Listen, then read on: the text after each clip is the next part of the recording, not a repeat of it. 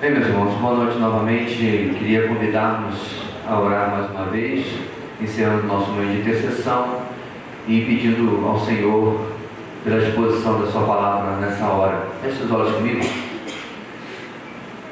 Deus Santo, nós nos aproximamos novamente do Teu trono de graça, porque vamos ouvir a Tua palavra. E a encaramos não como palavra de homens, mas como palavra de Deus, como ela realmente é. Que ela possa falar às nossas vidas, fortalecer-nos e motivar-nos nesta semana a viver ainda mais para a Tua glória, para o Teu louvor.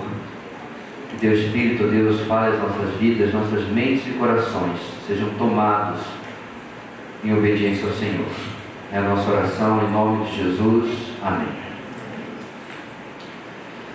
Meus queridos, depois de mais essa interrupção por causa da nossa conferência, uma interrupção abençoada, necessária, nós vamos retomar hoje a série que começamos, uma minissérie de apenas 5 mensagens que estamos percorrendo nas 5 máximas da Reforma Protestante, as 5 solas, como são conhecidas. Nós começamos primeiro falando sobre solos Cristos, somente Cristo. Vimos como o Senhor Jesus possui um papel, possui uma posição que não tem comparação ou compartilhamento com absolutamente nenhum outro ser humano, muito menos com alguma coisa que qualquer ser humano possa fazer por si ou por outros. Cristo é incomparável. Na mensagem seguinte, nós falamos sobre sola gratia, isto é, somente a graça. E vimos como não existe nenhuma possibilidade de uma humanidade perdida oferecer alguma coisa ou mesmo ter qualquer participação na sua salvação.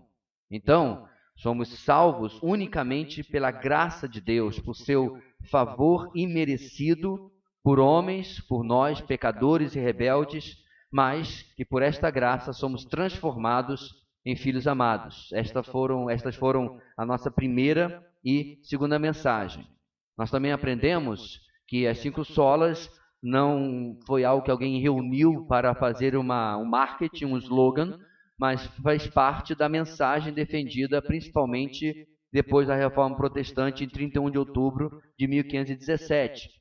Ela defendia como princípios das Escrituras e não como algo inventado, como eu disse, como slogans pelos reformadores. Na verdade, apenas no século XX que alguém, unindo essas 5 máximas, as identificou, as atribuiu como um conjunto que estava na essência da mensagem reformada. É isso que nós estamos vendo, completando hoje 3 domingos.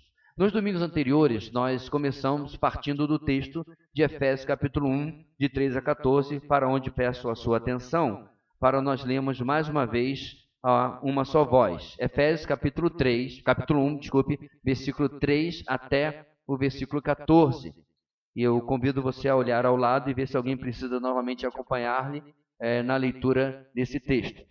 Diz assim a palavra do Senhor, convido a igreja a lermos a uma só voz. Bendito seja o Deus e Pai de nosso Senhor Jesus Cristo, que nos abençoou com todas as bênçãos espirituais nas regiões celestiais em Cristo. Versículo 4. Porque Deus nos escolheu nele antes da criação do mundo, para sermos santos e irrepreensíveis em sua presença. Em amor, nos predestinou para sermos adotados como filhos por meio de Jesus Cristo, conforme o bom propósito da sua vontade, para o louvor da sua gloriosa graça, a qual nos deu gratuitamente no amado.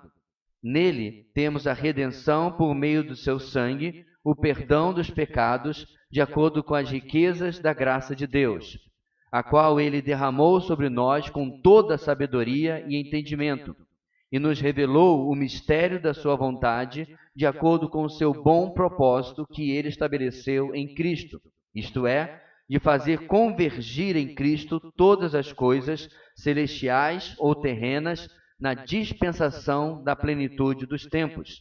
Nele fomos também escolhidos, tendo sido predestinados conforme o plano daquele que faz todas as coisas segundo o propósito da sua vontade, a fim de que nós, os que primeiro esperamos em Cristo, sejamos para o louvor da sua glória.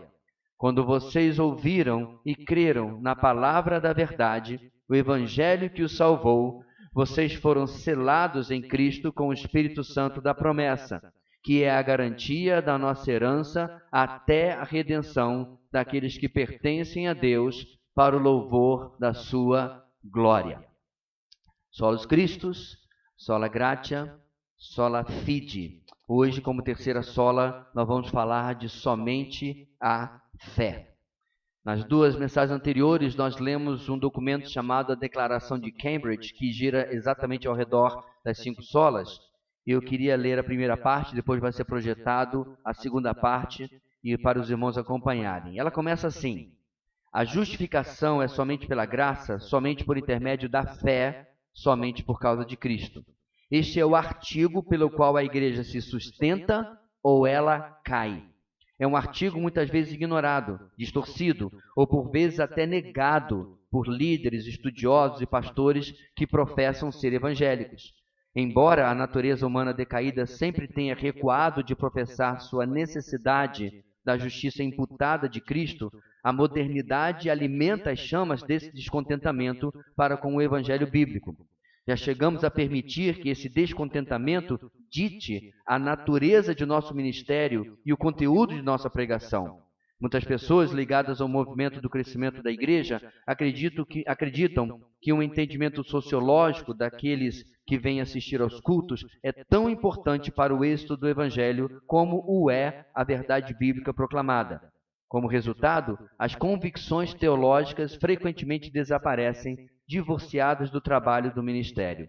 A orientação publicitária de marketing em muitas igrejas leva isso mais adiante, apegando a distinção entre a palavra bíblica e o mundo, roubando da cruz de Cristo a sua ofensa e reduzindo a fé cristã aos princípios e métodos que oferecem sucesso às empresas seculares. Embora possam crer na teologia da cruz, esses movimentos de verdade estão esvaziando-a de seu conteúdo. Não existe evangelho a não ser o da substituição de Cristo em nosso lugar, pelo qual Deus lhe imputou o nosso pecado e nos imputou a sua justiça. Por ele ter levado sobre si a punição de nossa culpa, nós agora andamos na sua graça, como aqueles que são para sempre perdoados, aceitos e adotados como filhos de Deus. Não há base para nossa aceitação diante de Deus, a não ser na obra salvífica de Cristo. A base não é nosso patriotismo, devoção à igreja ou probidade moral. O Evangelho declara o que Deus fez por nós em Cristo, não é sobre o que nós podemos fazer para alcançar a Deus. Por isso, e aí eu peço para projetar, por isso reafirmamos que a justificação pela graça, somente por intermédio da fé, somente por causa de Cristo. Na justificação, a retidão de Cristo nos é imputada como o único meio possível de satisfazer a perfeita justiça de Deus. Negamos que a justificação se baseie em qualquer mérito que em nós possa ser achado, ou com base numa infusão da justiça de Cristo em nós, ou que uma instituição que reivindique ser igreja, mas negue ou condene sola fide, possa ser reconhecida como igreja legítima. Mas antes de nós começarmos, irmãos, a ver esse tema com mais detalhes, a gente precisa fazer a mesma coisa que fizemos da outra vez, com graça. Definir o que é esta palavra central na nossa mensagem. O que é, afinal de contas, fé. Por que isso é importante? Algum tempo atrás, teve uma propaganda de televisão, não lembro nem para que era, que falava da fé do brasileiro. O brasileiro é um homem de fé, é um ser de fé. E aí mostrava diversas supostas expressões dessa fé. E é verdade, existem muitas expressões de fé. Contudo, o que nós estamos falando aqui não é tão diverso assim, não é tão variado assim. Nós estamos falando de uma fé específica que vamos tratar nos próximos minutos. Fé é basicamente confiança. Eu posso falar de uma maneira muito simples, nem religiosa, que eu tenho fé na cadeira onde eu sentei. Ontem, na igreja onde nós estávamos assistindo, eu percebi que a cadeira de plástico à minha frente estava com o pé rachado. Eu não tenho tanta fé naquela cadeira. Mesmo não pesando tanto assim, eu não sentaria nela e depois avisei ao pastor da igreja, olha, essa aqui está quebrada, é bom tirar. Porque vai que senta ali uma pessoa e ele abre as pernas e porque ela não é digna de confiança. Já uma das nossas, por exemplo, feita de base de metal e tudo mais, a gente senta com tranquilidade. Fé, então, é basicamente confiança. É claro que quando falamos de fé dentro da fé cristã, ela possui características únicas e que, se abandonadas, a tornam uma falsa fé. Uma fé igual às outras que existem na experiência humana. Deixa de ser uma fé divina e se torna uma mera fé humana, como, por exemplo, acreditar numa cadeira. A fé cristã sempre tem um elo de dependência, e isso a difere de todas as outras, meus irmãos, um elo de dependência da revelação de Deus, principalmente, particularmente, das Escrituras. Isso se verifica em todas as aplicações de fé bíblica que você vai ver na Bíblia. Está sempre ligado à revelação de Deus. Eu creio porque Deus se revela, e não a partir de um desejo de algo que nasce dentro de mim. Uma das mais básicas definições de fé, e que nem é a principal que vamos ver essa noite, é a definição ou o seu uso teológico. Então preste atenção, fé é igual doutrina. Fé é o conjunto das doutrinas bíblicas. A fé cristã determina o que cremos sobre Cristo, sobre Deus, sobre a salvação e sobre tudo mais, e sempre baseado nas Escrituras. Eu acho isso curioso porque existe diversas pessoas que têm tentado alimentar um movimento que despreza a palavra de Deus. Não, eu creio em Deus, eu só não aceito a Bíblia. Quando você pergunta para essa pessoa, ok, então o que você crê de Deus veio da onde? Do ar? Extraterrestres trouxeram para você? Você pegou por Wi-Fi? Não tem como, você precisa de uma fonte. E uma pessoa me respondeu uma vez, disse, não, eu creio em Deus segundo me diz o meu coração. Você faz o que com a declaração dessa? Porque você sabe que em Jeremias a palavra de Deus diz que o coração é enganoso. Nosso coração é volúvel, nosso coração é variável, e nós não podemos crer em uma fonte que não é confiável como nós mesmos. Até porque, provavelmente, se nós reunirmos 1000 seres humanos e 1000 deles disserem o que o seu coração fala sobre Deus, nós vamos ter 1000 deuses diferentes. Então, a fé, a doutrina cristã, vem das definições que vêm da palavra de Deus. E é nesse sentido que Judas exortou aos cristãos do seu tempo, e a nós também, que batalhassem pela fé de uma vez por todas confiadas aos santos. Judas, versículo 3. A fé que ele se refere, estando sob ataque, dizia respeito principalmente às aplicações práticas do que eles criam. No caso, aqueles que atacavam a fé, naqueles tempos, transformavam, diz o texto, versículo 4, a graça de nosso Deus em libertinagem e negam a Jesus Cristo como único soberano e Senhor. Então Judas, meio-irmão do Senhor, alerta a igreja dos seus dias que o conjunto de doutrinas que eles defendiam estava sob ataque. Somente a fé bíblica sustenta a mensagem e o discipulado cristãos. Quando deixamos influências se infiltrarem dissimuladamente, que é o termo que Judas vai usar no próximo versículo, no versículo 4, corremos o risco de que tanto as declarações teológicas quanto o nosso procedimento moral e ético acabe caindo e sendo esvaziado por terra. É o que aconteceu, meus irmãos, e novamente a gente tem que mencionar a história, porque eu acredito piamente na frase que diz que quem desconhece a história está fadado a repeti-la. É exatamente o que aconteceu na Europa. A doutrina começou a ser deixada de lado. As igrejas tomaram cada vez mais um tom social, um tom comunitário, e o entendimento do que a palavra de Deus trazia ficou sendo secundário, terciário, sabe lá em qual lugar que colocavam. E aí, pau a pau, a igreja passou a ser cada vez mais enfraquecida, diluída, deixou de ser uma instituição sobrenatural, espiritual, e passou meramente a ser um bom encontro de amigos. Não é surpresa em que muitas delas, após alguns anos, você só encontrava gente de cabeça branca. Mas os adultos, os jovens adultos e os jovens e adolescentes já tinham ido embora há muito tempo, porque não se cumpriu o passado bastão, o passado por que estamos aqui. E aproveito para dizer, você não está aqui porque não tem nada para fazer no domingo à noite. Nós não estamos aqui porque é um mero encontro social. Na verdade, esse é o ajuntamento dos santos com o nosso Deus. Nós não estamos aqui para bater ponto, para mostrar roupa nova. A camisa é nova. Não. Nós estamos aqui com um objetivo claro: reunirmos com os irmãos em Cristo, diante do nosso Deus, em adoração e comunhão com Ele e comunhão com os irmãos. É uma reunião completamente diferente de qualquer outra que possa haver. E quando a igreja negligencia isso, esquece isso, ela perde com certeza o seu poder, a sua eficácia, e é isso que estava sendo esvaziado na fé cristã naqueles dias. A fé é tão importante, meus irmãos, aquilo que nós cremos, que Paulo adverte o seguinte a Timóteo: se você transmitir essas instruções, ou seja, essas doutrinas aos irmãos, será bom ministro de Cristo Jesus, nutrido com as verdades da fé e da boa doutrina que tem seguido. 1 Timóteo 4,6.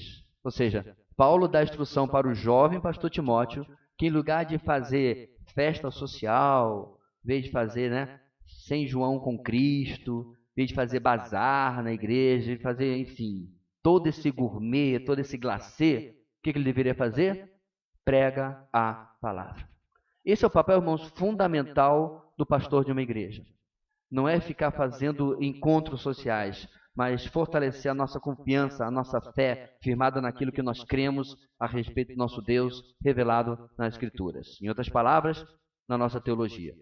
Por que, por exemplo, podemos orar e sabemos que Deus nos ouve? Por causa da nossa teologia, porque ela nos diz que Deus ouve a mim e ouve ao irmão que está lá na Sibéria ao mesmo tempo, porque o nosso Deus é onisciente. Ah, pastor, mas eu já sei disso. Mas precisamos repetir. Cada parte da doutrina, irmãos, tem uma aplicação prática ou aplicações práticas na nossa vida, no nosso relacionamento com Deus, na nossa comunhão com os irmãos. Por que eu posso orar e posso confiar que Deus vai cuidar de alguma coisa que ainda está no meu futuro? Porque Deus conhece todas as coisas. A palavra de Deus, a doutrina cristã me ensina tudo isso. E Jesus, meus irmãos, ele inclusive trabalhava aumentando a fé dos seus discípulos dia após dia, através dos sinais que ele fazia, mas principalmente através do seu ensino. Nesse sentido, podemos inclusive adaptar a máxima de Descartes, você deve conhecer, Cogito ergo sum, que significa penso, logo existo. Nós podemos adaptar e dizer cogito ergo credo, penso, logo creio. O povo de Deus não é um povo acéfalo. A fé cristã ela é baseada em fatos, ela é baseada em axiomas, ela é baseada em ensinamentos. É claro que não basta ter um cabeção, você precisa ter um grande coração. Mas uma coisa sem a outra não é verdadeira fé cristã. É uma cabeça, uma mente cheia das verdades de Deus, que deve fazer o seu coração bater mais forte. É uma mente cheia das verdades de Deus que deve trazer o nó na garganta, as lágrimas dos olhos, a exultação e a alegria por servir a Deus.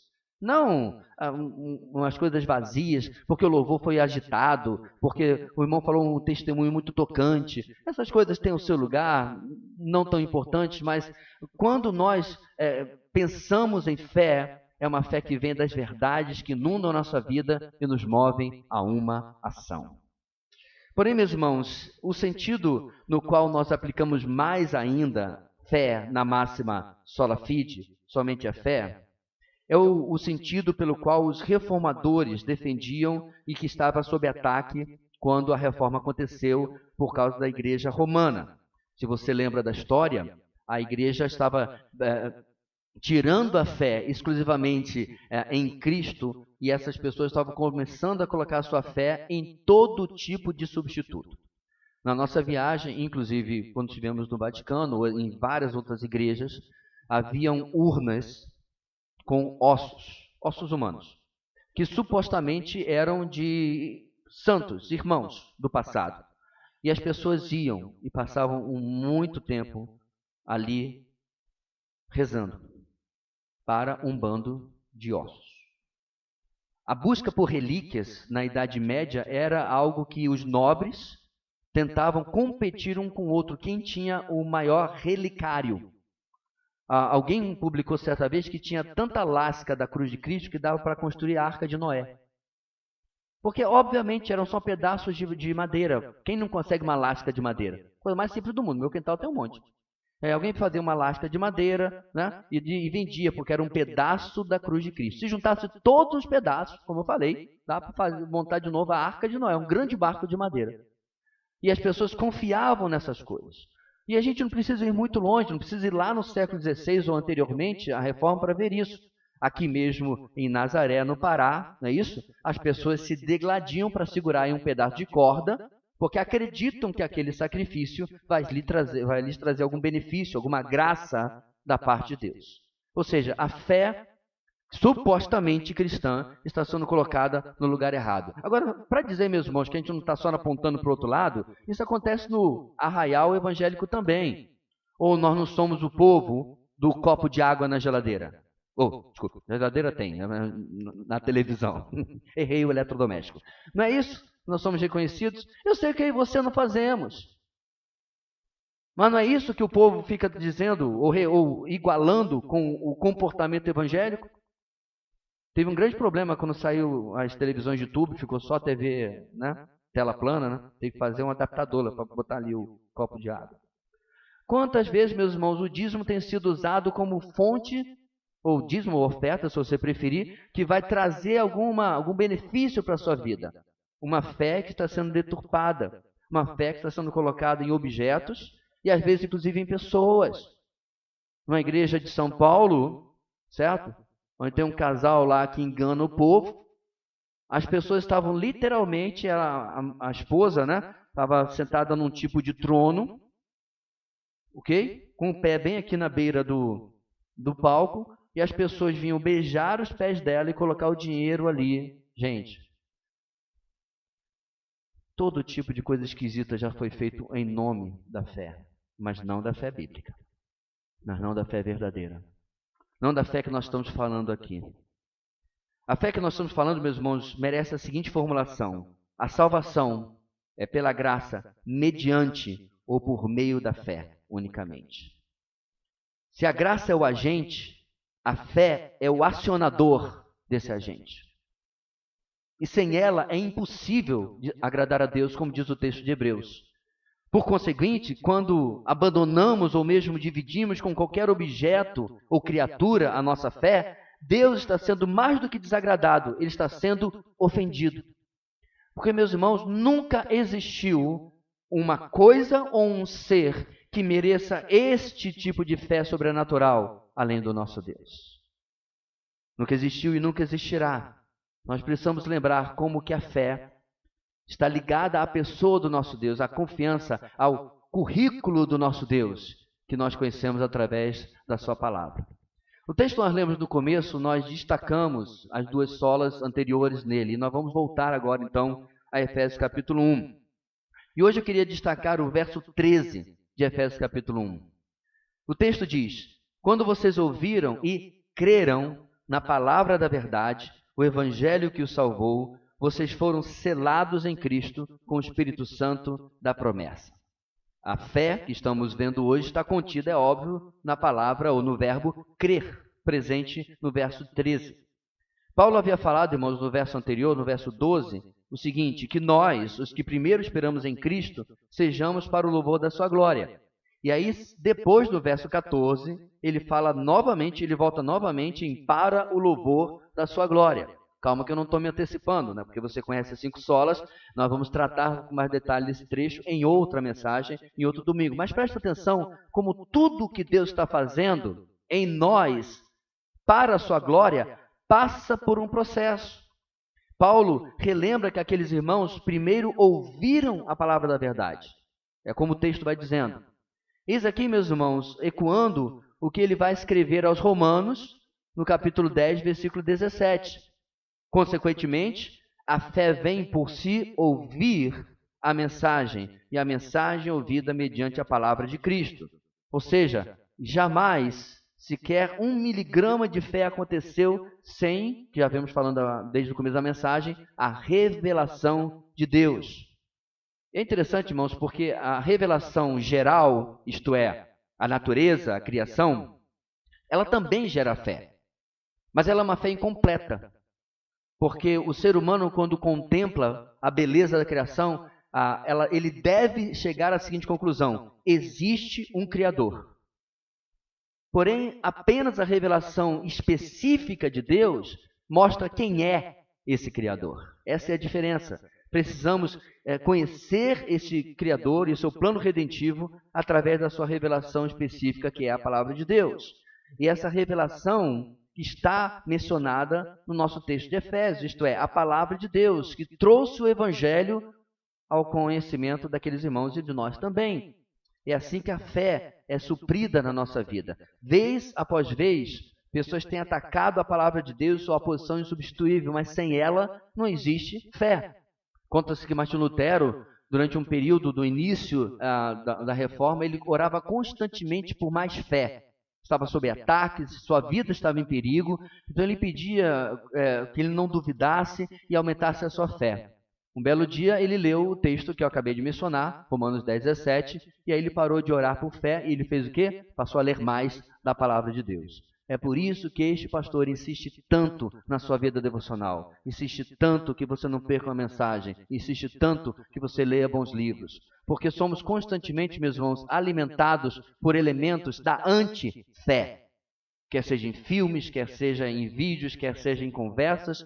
Nossa vida é puxada para fora do sobrenatural o tempo todo, mesmo na nossa profissão, no nosso trabalho. E nós precisamos do lavar santificador da palavra para tirar, né, o cheiro, o ranço, o pitiu do mundo, que pega na gente constantemente, através daquilo que a gente é submetido, inclusive nos nossos ambientes de estudo, como a gente já falou tantas vezes. Mas eu não quero aqui ficar falando tanto sobre a palavra de Deus, porque vocês sabem, nós também vamos falar em outra mensagem sobre isso. Então, voltando para a fé, precisamos reafirmar, baseado no nosso texto básico, tudo começou quando os efésios ouviram a primeira vez a palavra de Deus, como temos em Atos capítulo 18. Este livro e suas palavras não são qualquer livro, especialmente quando diz respeito à nossa fé. Porque quando você tiver, meu irmão, qualquer dúvida sobre o poder que a palavra de Deus tem na sua vida para alimentar, fortalecer e arraigar a sua fé, leia o Salmo 119 de uma sentada só. Lembre o que o profeta Abacuque escreve terminando o seu livro. Ele ouve tudo que Deus tinha lhe dito. Deus ouviu os questionamentos, Abacuque ouviu as respostas de Deus. Aí ele fala o seguinte: Senhor, ouvi falar da tua fama, tremo diante dos teus atos. O profeta Isaías escreve algo semelhante no final do seu livro.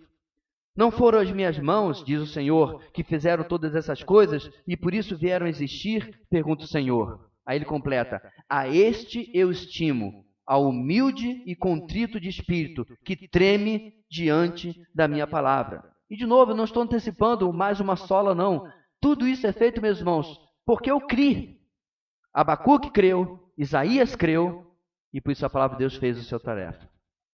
Porque, meus irmãos, muitas vezes nós podemos ler a Bíblia e ela não nos afetar. Se o nosso coração não estiver quebrantado, inclinado a confiar naquilo que o Senhor está falando ali para nós. Portanto, o verso 13, repetindo, diz: quando vocês ouviram e creram na palavra da verdade, o Evangelho que os salvou. A fé dos Efésios estava firmada, a fé dos Efésios foi provocada, produzida, não por seus corações bondosos que buscavam a Deus, mas sim por um Deus que se revelou a eles e gerou temor e tremor nos corações que foram humildes, contritos diante da revelação dele. Então, se a gente pudesse colocar isso, meus irmãos, aqui num organograma, não, o fluxograma, melhor dizendo, né? Está lembrando da faculdade agora? Você tem revelação de Deus, você tem graça, você tem fé e salvação. Esses elementos não podem faltar. É por isso que eu tenho um problema com quem gosta muito de culto de testemunho. Tinha uma igreja lá na minha cidade que todo mês tinha um sábado, um culto do testemunho. Sabe o que me entristece? Era lotado. A IBD não. Aí tinha ex-bruxo, ex-isso, ex-aquilo, ex-vascaíno, tinha todo tipo de gente transformada. Mas quando era para reunir para ouvir a palavra de Deus, a fila, ó, inversão de valores. Claro que é bom, meus irmãos, ouvir um testemunho que Deus fez na vida de alguém. Mas é importante nós vermos que a palavra de Deus deixa o tempo de todo claro o seu papel fundamental para que a nossa fé seja fortalecida. E antes de continuarmos, eu queria abrir aqui um pequeno parênteses sobre revelação de Deus. É claro que a palavra é essa revelação, mas a maior revelação de Deus não é a Bíblia. A maior revelação de Deus é o seu próprio Filho. O autor de Hebreus escreve o seguinte: há muito tempo Deus falou muitas vezes e de muitas maneiras aos nossos antepassados por meio dos profetas. Mas nesses últimos dias falou-nos por meio do Filho, a quem constituiu herdeiro de todas as coisas e por meio de quem fez o universo. O Filho é o resplendor da glória de Deus e a expressão exata do seu ser, sustentando todas as coisas por sua palavra maravilhosa. Depois de ter realizado a purificação dos pecados, ele se assentou à direita da majestade de Deus. Eu não sei você, mas meu coração, isso parece uma musculação para a minha fé. Parece que eu estou na academia da fé. Ler um texto desse motiva a gente, fortalece a gente, porque esse é o poder que a palavra de Deus tem. E está falando de quem? Está falando do Filho, está falando do Senhor Jesus. É para Ele, irmãos, que a Escritura aponta. É a Ele que a Escritura aponta para fortalecer a nossa fé. Você tem confiado na pessoa certa. Você tem colocado a sua fé na pessoa e no ser certo. E por isso precisamos voltar sempre para as Escrituras. Ele mesmo disse, em João capítulo 5, 39, aos seus adversários, Jesus disse: vocês estudam cuidadosamente as Escrituras, porque pensam que nelas vocês têm a vida eterna. E são as Escrituras que testemunham a meu respeito. Então, quanto mais lemos a palavra, mais nós conhecemos nosso Senhor, principalmente o nosso Salvador. Em resumo, não existe a fé verdadeira, a fé bíblica, sem ouvirmos a palavra, a qual nos aponta para Cristo, pois o verso 13 continua dizendo que os efésios, por terem ouvido a palavra da verdade, o evangelho que os tinha salvado, respondido em fé, puderam ser selados com o Espírito Santo da promessa. Perceba, irmãos, que Paulo não fala nada sobre obras, sobre frequência a culto, participação em ministérios, nem batismos ou ofertas. Somente pela fé. Somente pela confiança nas promessas de redenção. Já recebemos esta bênção do Espírito Santo, que confirma a nossa salvação, claro, e bem como todas as demais que o Senhor prometeu a nós. Pastor, mas isso é simples demais. Como pode? Como pode ser algo tão simples assim? E esse é o problema, meus irmãos, da religião institucionalizada. Ela precisa complicar a vida do fiel para aprisioná-lo. Inclusive, alguns pastores têm dificuldade de dizer para os: olha, você não vai ser mais salvo ou menos salvo se você vier à igreja. Você não vai ser mais salvo ou menos salvo se você ofertar. Nada disso tem a ver com a sua salvação. Agora, o que me encanta, meus irmãos, é que quanto mais eu amo a este Senhor, quanto mais eu confio nele, mais eu quero viver para Ele. Mais eu quero estar junto com irmãos que vivem e creem como eu. Então perceba, eu não preciso, primeiro porque eu não vou conseguir provar nada para Ele. Eu não preciso devolver nada para Ele. Mas eu posso viver com gratidão por amor e viver para Ele por tudo aquilo que Ele já tem nos dado, que tem me dado. Nesse ponto vale a pena trazer, irmãos, outro texto de Efésios à discussão para que a gente possa aprofundar mais e entender como que essa fé é completamente separada de qualquer coisa que eu possa trazer à mesa, por assim dizer. E eu queria que você pulasse para o capítulo seguinte, para o capítulo 2, esse texto tão famoso de Efésios, capítulo 2. Ele começa no versículo 1.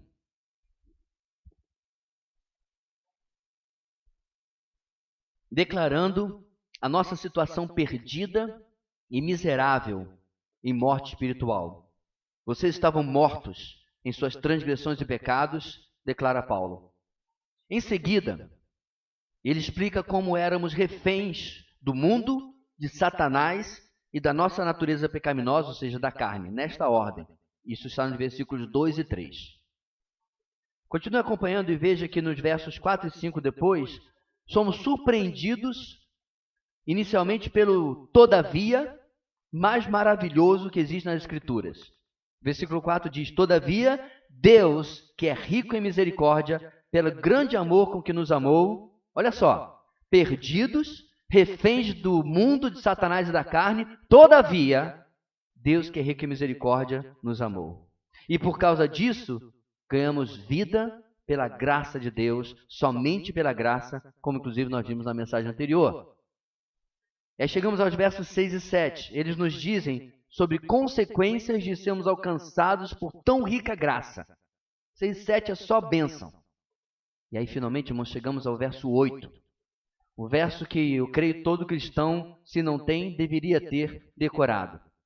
Pois vocês são salvos pela graça por meio da fé, mediante a fé.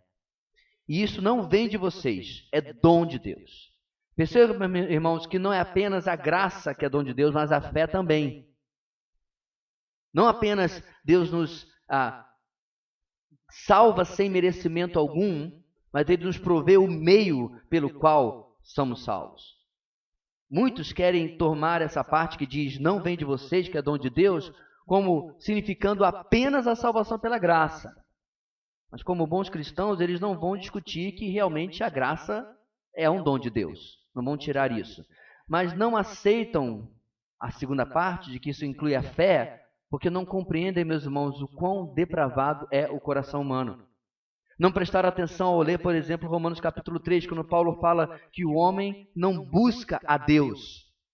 A fé humana é um mito. Ela é uma construção do nosso coração, achando que nós somos bons o suficiente em buscar a Deus. Nós precisamos do toque do Espírito na nossa vida, para aí sim ter a fé que nos salva, a fé que recebemos de Deus. Por quê? Porque ela é divina em sua origem. Tudo vem dele. Porque no próximo verso ele vai dizer, não por obras, para que ninguém se glorie. Como diz a frase que eu já repeti em outra mensagem, Jonathan Edwards diz que nós não contribuímos em nada na nossa salvação, a não ser com o pecado que necessita, ou que torna a salvação necessária.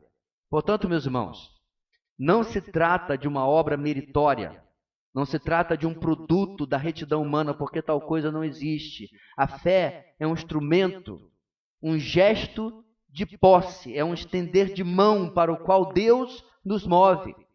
Deus mesmo nos move a uma fé que é essa mão vazia estendida para receber o imerecido dom gratuito de Deus, de justiça, santidade e redenção, unicamente pela obra de Cristo. Por quê? Porque a palavra de Deus diz claramente que nós estamos, começo do capítulo 2, mortos nossos delitos e pecados.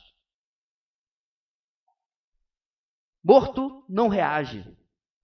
E nós precisamos ser revivados pelo Senhor, para então receber dele a fé, para poder estender a nossa mão e receber esse dom gratuito de Deus pela graça do Senhor. Mais importante, meus irmãos, de tudo isso, é que a fé é algo extremamente simples. Na verdade, eu diria que a fé é algo infantil. É por isso que o Senhor, em Lucas 18:17, nos ensinou o seguinte: digo-lhes a verdade, quem não receber o reino de Deus como uma criança, nunca entrará nele. Por quê? Porque a fé é algo simples. Quanto mais você tentar encher a sua cabeça de elaborações, de pensamentos e tudo mais longe da verdadeira fé você vai estar. Porque ela é simplesmente uma declaração de confiança no Senhor. Muitas vezes, quanto mais, entre aspas, maduros nos tornamos, quanto mais bem-sucedidos nos tornamos, quanto mais independentes nos tornamos, pior se torna para nós voltarmos a Deus em fé. É por isso que o Senhor Jesus fala que é difícil que um rico entre no reino de Deus. Não é porque ele tinha preferência pelos pobres, como a teologia da libertação quis implicar. Não. É porque quanto mais desprovidos nós estamos, meus irmãos, geralmente mais quebrantados nós estamos. Agora, quando a pessoa tem tudo, boa casa, boa comida, todo mundo com saúde, né? Infelizmente, o coração endurecido é um péssimo terreno para que a fé seja plantada. Por isso, então, exatamente as crianças foram colocadas pelo Senhor Jesus como esse modelo de fé para aqueles que quisessem entrar no seu reino. E o que uma criança, meus irmãos, então oferece aos seus pais? Absolutamente nada, apenas confiança. Isto é, a fé no cuidado e no amor deles. E da mesma maneira, nós precisamos responder ao nosso Deus.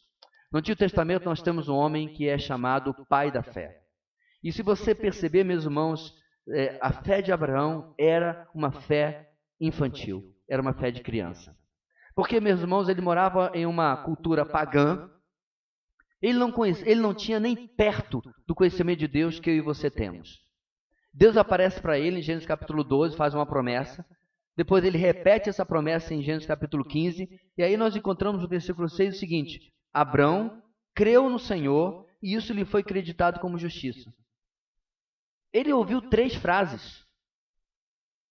Capítulo 2, sai da tua terra, da tua parentela, na terra que eu te mostrarei. Capítulo 15, olha as estrelas do céu, olha a areia da terra, a sua descendência será assim. Um homem de quase 90 anos, certo? Uma esposa já idosa, e ele recebe uma promessa dessa. Qual a resposta dele? Confiou. Ele simplesmente acreditou. Ele não fez absolutamente nada, meus irmãos. Abraão não tinha lei, não tinha cultos complicados, não tinha regras, não tinha absolutamente nada. E ainda assim ele experimentou a justificação pela fé, porque ele creu. Paulo descreve isso, irmãos, da seguinte maneira: não me envergonhe do Evangelho, porque é o poder de Deus para a salvação de todo aquele que crê, primeiro do judeu, depois do grego. Porque no Evangelho é revelada a justiça de Deus, uma justiça que do princípio ao fim é pela fé. Como está escrito, o justo viverá pela fé. Romanos 1, 16, 17. Porque depois disso, meus irmãos, a partir desse ponto, Paulo passa a comprovar as razões pelas quais os homens estão condenados. E como essa condenação inclui, porque eles se acham muito sábios, muito justos, muito religiosos, muito merecedores da salvação. E aí ele vai falar, não há um justo, nem sequer um, no capítulo 3. Abraão teve a bênção de não se achar justo diante do Senhor. Vamos voltar para outra passagem nos Evangelhos. Fariseu e o publicano. Qual é a dinâmica ali? Você tem um fariseu, um homem respeitado na sociedade. Irmãos, literalmente, quando os fariseus passavam pela rua, as pessoas pareciam uma ambulância, porque as pessoas encostavam para dar passagem. Quando eles iam fazer ofertas, diz o texto que eles levavam ofertas vultuosas, tocavam trombeta. As pessoas viam naqueles homens o símbolo de esse aí é religioso de verdade. Esse é um cara, né? Aí Jesus traz essa figura e do outro lado coloca quem? Um cobrador de impostos, um publicano. Um homem odiado pela sociedade, visto como traidor do seu povo. E o que acontece ali? Ambos vêm diante do Senhor no templo. E o fariseu, com as suas roupas bonitas, com a sua roupa que o distinguia de qualquer outra pessoa, caras, com a posição social lá em cima, o que ele dizia? Senhor, muito obrigado, porque eu não sou como esse aqui. Eu dou dízimo de tudo, eu faço isso, eu faço aquilo, e com certeza, além do que Jesus falou, ele poderia ter dito muito mais coisas. Eu não falto ao culto da igreja, eu faço devocional todo dia. Eu sou o primeiro a me inscrever nas conferências, eu faço CFM. Olha, o senhor tem uma sorte incrível de eu estar aqui. O senhor fez um negócio da China. Você podia ter salvado qualquer um, mas salvou a mim. O que o publicano faz, irmãos? Diz o texto que ele não conseguia sequer erguer os olhos. Ele batia no peito e só repetia uma frase: "Sê propício a mim, pecador." Que também pode ser traduzido: "Tem misericórdia de mim, pecador." E aí ele pergunta aos seus discípulos: qual dos dois saiu dali justificado? O das muitas obras ou o outro? Como a igreja, ou as supostas igrejas, perderam isso de vistas? Como durante o passar dos séculos confundiram que Deus deseja cultos extremamente elaborados, igrejas extremamente ricas, e uma liturgia complicada, e umas invenções doutrinárias que ninguém compreende. Aonde perderam o rumo? Ponto aqui, meus irmãos, é que precisamos voltar a essa simplicidade, porque isso fortalece a nossa vida. O justo viverá pela fé. Precisamos voltar, meus irmãos, à letra do velho hino. Em nada ponho a minha fé, senão na graça de Jesus, no sacrifício remidor, no sangue do bom Redentor. Porque, querido, quando você não tem uma fé dessa, acredite-me, os seus pecados vão tomar conta do seu complexo de culpa. John Newton, que nós mencionamos também algumas mensagens atrás, autor de Amazing Grace, Graça Maravilhosa, era um mercador de escravos. Ele chegava saindo da África, chegava nos portos, ele via os corpos daqueles que não sobreviviam à viagem sendo jogados no mar. Ele via o cântico de lamento dos escravos. Esse homem se converte e ele conta na sua biografia que aquelas lembranças o atormentavam durante toda a sua vida. Como você supera isso? Fé. Fé de que o Deus que eu sirvo é tão misericordioso que pode perdoar até alguém como eu. A gente vê isso claramente na vida de Paulo, que pedia para que ele fosse considerado o maior dos pecadores, o principal dos pecadores. Mas o que Paulo está dizendo com isso, meus irmãos? Ele está querendo pena? Comiseração? Ele está querendo que você chore uma lágrima por ele? Não, ele está dizendo, se ele perdoa a mim, ele perdoa a você também. Creia, apenas creia. Não há lugar nenhum, meus irmãos, como vimos na mensagem de Sola Gratia, não há lugar nenhum do nosso pecado que a graça de Deus não pode nos alcançar, a não ser que não creiamos, a não ser que não confiemos no Deus que nos salvou, no Deus que nos trouxe. Mas nós não podemos terminar a mensagem sobre somente a fé sem olhar, é claro, o texto de Hebreus capítulo 11. Quero pedir que você abra lá e vamos ler apenas 4 versículos, Hebreus capítulo 11. O autor de Hebreus vai começar aquilo que nós conhecemos como a galeria da fé.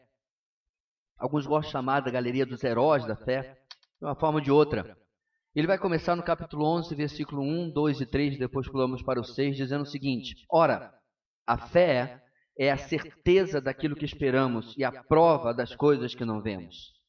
Pois foi por meio dela que os antigos receberam bom testemunho. Pela fé, entendemos que o universo foi formado pela palavra de Deus, de modo que aquilo que se vê não foi feito do que é visível. Sem fé, é impossível agradar a Deus, pois quem dele se aproxima precisa crer que ele existe e que recompensa aqueles que o buscam. Claramente, irmãos, temos um texto que só ele exigiria uma exposição à parte, mas não temos tanto tempo ainda para expô-lo nos seus detalhes, na sua complexidade. Então nós vamos nos ater a 3 verdades fundamentais sobre a fé bíblica para encerrar a nossa noite. Preste atenção. Primeiro, aqui temos a básica natureza da fé. A básica natureza da fé. Em sua essência, além de confiança, como eu disse, fé é estar certo de algo, estar seguro sobre algo. Não é achar, não é supor, é ter convicção. Por isso que ela é chamada da âncora da alma, porque ela nos segura. Mas, se algo está diante dos nossos olhos, para que fé? Não precisamos dela. Eu não preciso de fé para acreditar que você está diante de mim. Eu não preciso de fé para acreditar que eu estou aqui.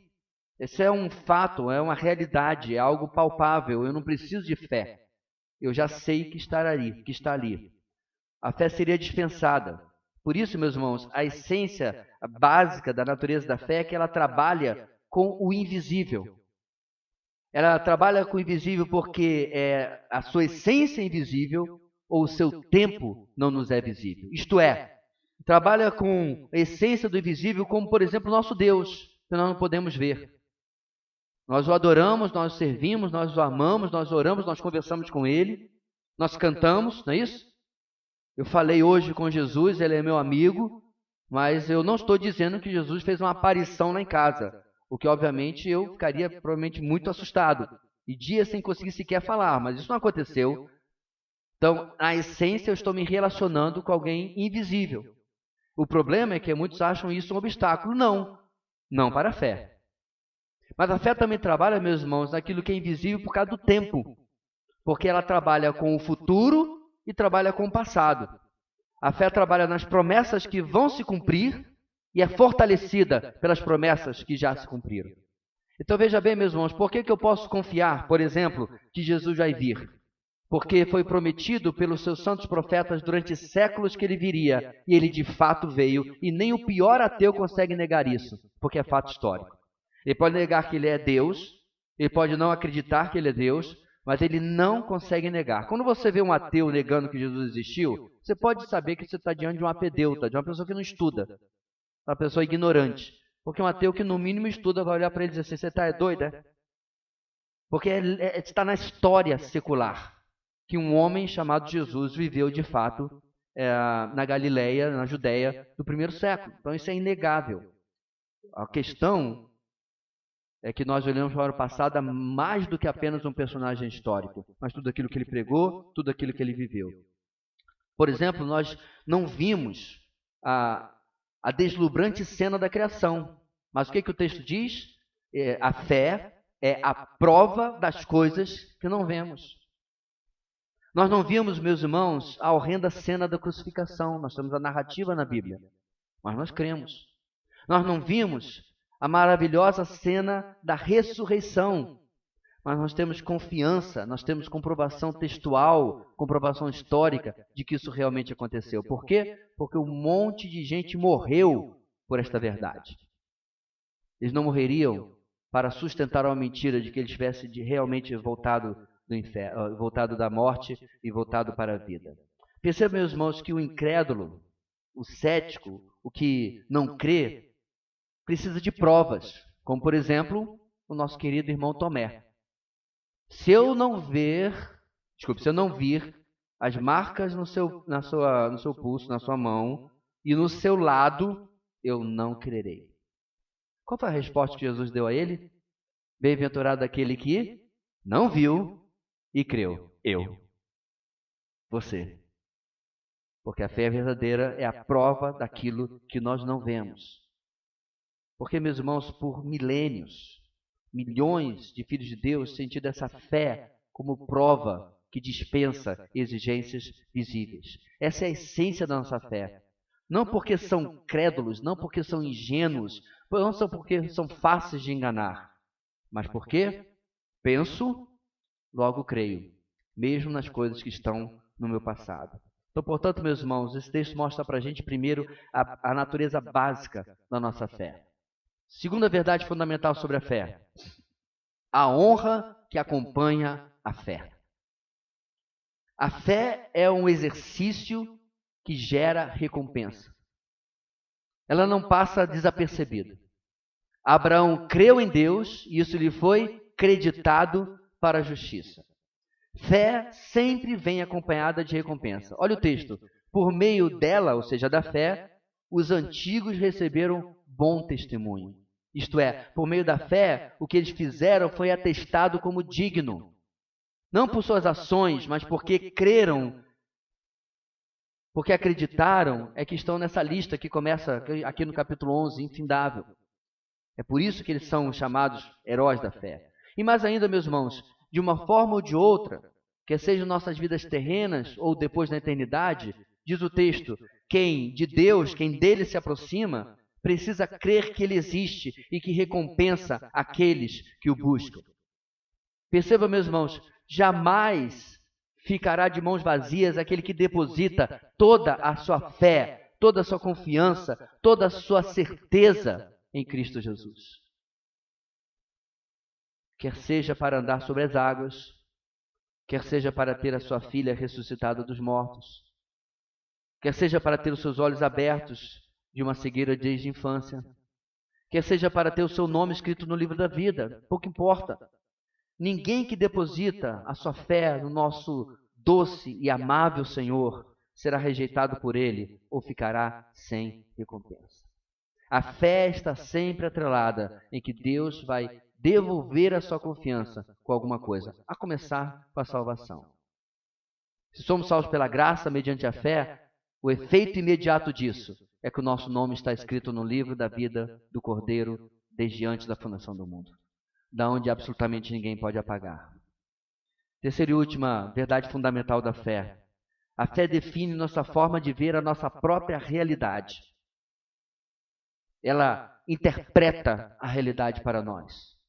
É por isso, meus irmãos, que Paulo diz em 2 Coríntios 4,4 que o Deus deste século, referindo-se, como a maioria dos comentaristas acreditam, a Satanás, ele cegou o entendimento dos incrédulos. Por que ele usa essa expressão cegou?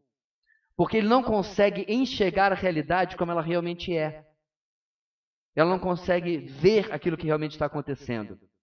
Aquele que anda pela fé possui uma perspectiva, por outro lado, totalmente diferente sobre toda a existência humana. Eu não sei você, mas eu gosto muito de saber o pano de fundo, às vezes, de algumas histórias, em filme ou alguma coisa que passa assim, que seja baseado em fatos, né? Eu gosto de ver quando ele na internet diz assim, isso que aconteceu. Às vezes você descobre que não foi bem assim, não foi da maneira como fizeram o filme. E aí você acaba tendo o quê? Um vislumbre da realidade. Você olhou atrás da cortina para ver como é que a coisa realmente aconteceu. Às vezes você descobre que o filme deu uma embelezada na coisa, né? Recentemente saiu um filme sobre uma rainha africana, sei lá o que e tal. Vai conhecer a história de verdade. Não era bem assim. Então você percebe que existe uma realidade, mas enfeitaram a coisa para você. A fé faz isso, irmãos, com a nossa vida. É como tomar a pílula certa e ver o que é a Matrix e o que é a realidade. Ela muda a nossa forma de enxergar dessa Matrix fabricada pelo pecado na qual nós vivemos. Onde está isso no nosso texto? Olha só, pela fé entendemos que o universo foi formado pela palavra de Deus, de modo que aquilo que se vê não foi feito do que é visível. Paulo está colocando aqui, meus irmãos, uma declaração que tem sido um desafio para a sociedade e para a ciência desde sempre. Porque desde sempre nós afirmamos que o que existe veio do que não existe. Mas a física, não a física, a fé determina que Deus pode fazer aquilo que a física não consegue explicar e nem reproduzir, na verdade. Eu estou tomando isso como base, meus irmãos, mas isso se aplica a tudo na nossa vida. São esses comportamentos, essa perspectiva, que às vezes deixa a gente sem entender por que alguns dos nossos irmãos fazem o que fazem. Por que ele é assim? Por que apesar das dificuldades, a pessoa está sempre bem, está sempre disposta, está sempre sorrindo? A fé dele está dando a verdadeira visão da sua realidade. A nossa irmã que conhecemos semana passada, a Eleni Vassão, irmãos viram na apresentação do Momento Missionário, capelã no hospital. Ela nos contou uma história quando ela trabalhava em um dos hospitais em que havia ali no quarto uma irmã nossa em Cristo com câncer terminal. E aí a junta médica foi lá e ela recebeu o quarto todo decorado, ela estava cantando um louvor a Deus. E aí a junta médica foi conversar com ela, pediu que a Eleni acompanhasse, porque ia dar notícia para ela que não tinha mais nada para ser feito. Ela já ia entrar em tratamento paliativo. Ela ouviu, agradeceu a dedicação, as palavras daqueles médicos, as horas dedicadas, pediu permissão para que pudesse orar com eles, orou, fez um culto para eles. E aí todos saíram do quarto. Aí uma das médicas ficou um pouco para trás, puxou a Eleni e em lágrimas disse: eu quero o que ela tem. Ela não estava em negação, ela não estava fantasiada, ela não estava imaginando uma realidade que não existe. Não, meus irmãos, ela era a única ali da nossa irmã, que estava lendo a realidade como ela realmente é. Que aquele que está em Cristo é nova criação. As coisas velhas já passaram. E que a nossa vida não se restringe àquilo que somos ou que temos aqui. Nós ficamos surpresos, meus irmãos, com aqueles que entram nas fornalhas e covas de leões. Nós ficamos surpresos com aqueles que desafiam todo um sistema religioso da sua época e, a risco da sua própria vida, traduz as escrituras para a língua do seu povo e não liga para qualquer proibição. Ao longo da história, nós ficamos surpresos com aqueles que abandonam tudo para alcançar um povo que nunca ouviu falar deles. Um desses homens, quando questionado, ou pelo menos perguntado para sua mãe: você tem certeza disso, filho? Você tem uma boa faculdade aqui nos Estados Unidos, você vai agora para um país da América do Sul e você acabou de casar, é isso mesmo que você quer da sua vida? Ele respondeu o seguinte: não é tolo aquele que dá o que não pode reter, para ganhar o que não pode perder. A razão, irmãos, está na fé, somente a fé. Vamos orar. Deus querido, ajuda-nos, Senhor, a confiar cada dia mais em Ti e acreditar que Tu és mais do que nós precisamos, mais do que nós merecemos. Ajuda-nos, ó Deus, pela Tua palavra, a fortalecer a nossa fé a cada dia e a acreditar no que o Senhor tem para nós.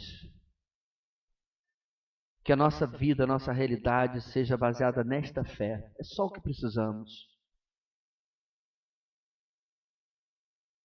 Tudo é possível ao que crê. É o que a Tua palavra nos diz. Que nós possamos ter a fé não apenas de sair do barco em direção à Tua voz que nos convida, mas a fé que não se impressiona e nem se abala com os ventos e as ondas, mas continua andando ao Teu encontro. Ajuda-nos, Senhor, a viver dessa fé simples, infantil, de apenas confiar e tê-la, somente ela, como prova que nos basta de quem Tu és e daquilo que Tu prometes. É o que oramos em nome de Jesus. Amém e amém. Hoje nós vamos cantar, irmãos, um velho hino que eu mencionei já várias vezes. Quero convidar os irmãos a nos colocarmos de pé. Em nada ponho a minha fé, senão na graça de Jesus, no sacrifício remidor, no sangue do bom Redentor.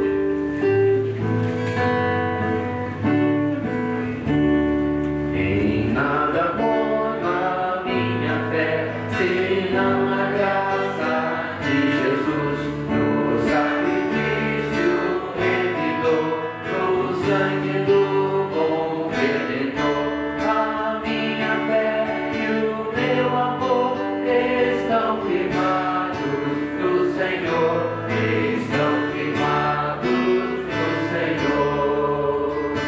Se não posso a face ver, na sua graça vou viver, em cada crise sem falhar, sem medo nele confiar. A minha fé e o meu amor estão firmados no Senhor, estão firmados no Senhor. Seu juramento é muito leal, navegarei no temporal, ao vencer a minha tentação, é Cristo a minha salvação. A minha fé e o meu amor estão firmados no Senhor, estão firmados no Senhor. Assim que o seu clarim soar, irei com ele me encontrar, e gozarei da redenção, com todos que no céu estão. A minha fé e o meu amor estão firmados